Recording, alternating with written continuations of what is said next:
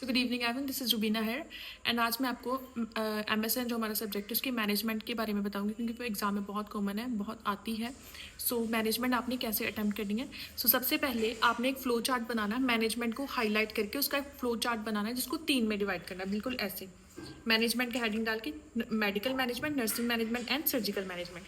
फिर next medical management को आपने 2 में डिवाइड करना है, फार्माकोलॉजिकल और नॉन फार्माकोलॉजिकल। फार्माकोलॉजिकल मैनेजमेंट में क्या आता है, जो मेडिसिन होती है हमारी जैसे एनाल्जेसिक्स, एंटीबायोटिक, एंटीफंगल, जितनी भी डिसीज कंडीशन के हिसाब से जितनी भी हमारी मेडिसिन है वो यहाँ पे आ जाएंगी।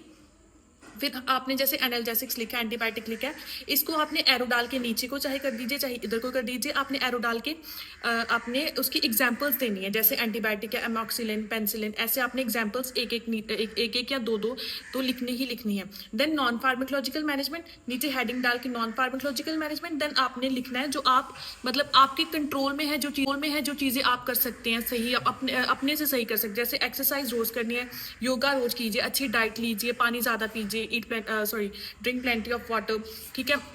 ऐसी चीज़ें आपके जो कंट्रोल में है वो आपने लिखनी है नॉन फार्माकोलॉजिकल मैनेजमेंट में। नेक्स्ट आगे आती है आपकी नर्सिंग मैनेजमेंट। अगर तो सिर्फ उन्होंने एग्जाम में नर्सिंग मैनेजमेंट के ही बारे में बोला है कि नर्सिंग मैनेजमेंट लिखिए, देन आपने कैसे करना है, फिर आपने मेडिकल नहीं लिखनी, फिर नर्सिंग से ही स्टार्ट करना है। इसको 2 में डिवाइड करना, nursing assessment and nursing diagnose. और जो नर्सिंग असेसमेंट है उसके आपने लिखना है फिजिकल एग्जामिनेशन और हिस्ट्री टेकिंग।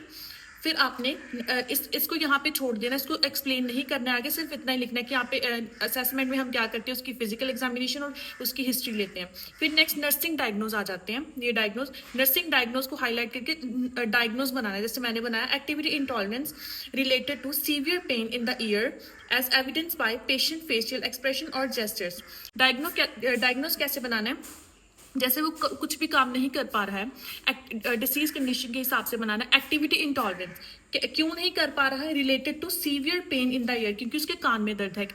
और आपको कैसे पता चला कि उसके कान में दर्द है, as evidence by patient facial expression और जेस्चर, क्योंकि उसके जो फेशियल एक्सप्रेशन है, उसके जेस्चर्स बता रहे हैं कि उसके कान में बहुत ज्यादा दर्द है। देन आपने लिखना है उसके आगे गोल में क्या लिखना है, जो आपने डायग्नोस बनाया उसका गोल लिखना है कि आपने उसकी एक्टिविटी को इंप्रूव करना है या आपने उसकी पेन को रिड्यूस करना है। डायग्नोज के हिसाब से आपने यहाँ पे गोल लिख देना है। जैसे मैंने लिखा to reduce the pain of the patient, इसका ये भी बन सकता है to improve the activity of the patient, कि हमने पेशेंट की एक्टिविटी को इंप्रूव करना है। नेक्स्ट गोल एक लाइन का होता है। नेक्स्ट हमने लिखना है इंटरवेंशन। इंटरवेंशन में क्या लिखना है कि नर्स जो कर सकती है हमारे लिए, सबसे पहले वो क्या करेगी, जनरल कंडीशन को असेस करेगी, देन पेशेंट को एनाल्जेसिक्स देगी, जो भी डिसीज कंडीशन के द्वारा मेडिसिन है वो देगी, वाइटल्स चेक करेगी उसकी। ये सब चीजें हमने 3-4 पॉइंट यहाँ पे लिख देने, और एटलीस्ट 3 से 4 डायग्नोज जरूर बनाना। अगर नहीं बनते, टाइम नहीं है, तो एटलीस्ट 2 तो जरूरी, बहुत इंपॉर्टेंट है।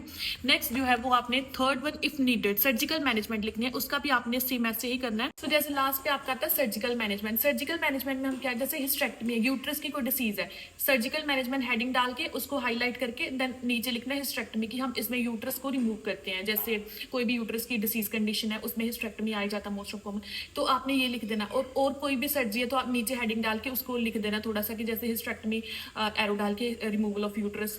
ऐसे ही आपने सर्जिकल मैनेजमेंट भी करनी है। अगर आपको मैनेजमेंट लग रहा है कि आपकी जितने पेज आपको भरने चाहिए थे मार्क्स के हिसाब से उतने नहीं भर पाए, तो नीचे रोल ऑफ नर्स या नर्सिंग रिस्पॉन्सिबिलिटी आप लिख सकते हैं, उसमें 3-4 पॉइंट देके आप अपनी मैनेजमेंट को वहां पे खत्म कर सकते हैं। और इफ मेडिकल मैनेजमेंट उन्होंने बोला तो सिर्फ फार्माकोलॉजिकल और नॉन फार्माकोलॉजिकल आएगी। इफ नर्सिंग मैनेजमेंट बोला तो नर्सिंग असेसमेंट और डायग्नोज ही सिर्फ आएंगे। इफ सर्जिकल बोला तो सर्जिकल ही आएगी। और इफ उन्होंने सिर्फ ऐसे ही क्वेश्चन डाला कि सिर्फ मैनेजमेंट इस डिसीज की अटेम्प्ट कीजिए, तो आपने मैनेजमेंट जो है पूरी लिखनी है, मेडिकल, नर्सिंग और सर्जिकल भी। Thank you so much.